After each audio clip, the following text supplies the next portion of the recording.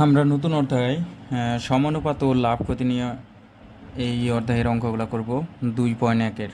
তো 2.1-এর একের অঙ্কগুলো দেওয়া রয়েছে যে ক নাম্বার দেওয়া আছে 3 কেজি 5 টাকা এবং 6 কেজি 10 টাকা।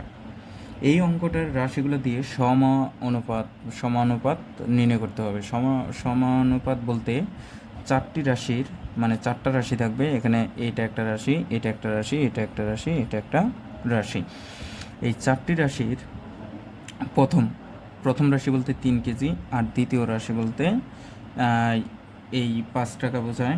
অনুপাত তো সমান হলে চারটি রাশি একটি সমানুপাত তৈরি করে।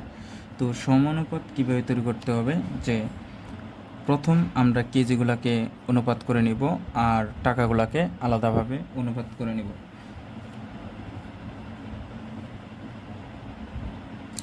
তো আমরা লিখতে পারি 3:6।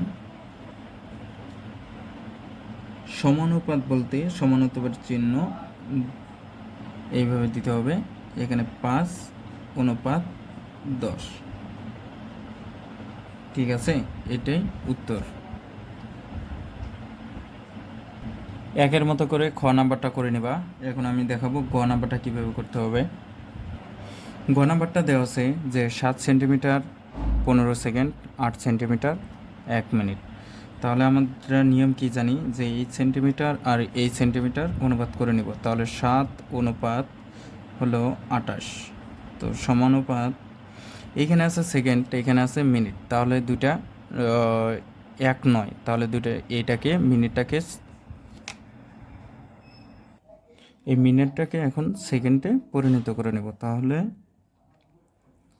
15 সেকেন্ড অনুপাত 1 গুণন 60 সেকেন্ডে 1 মিনিট, 7:8 অনুপাত 15 অনুপাত 60, এটাই অ্যান্সার।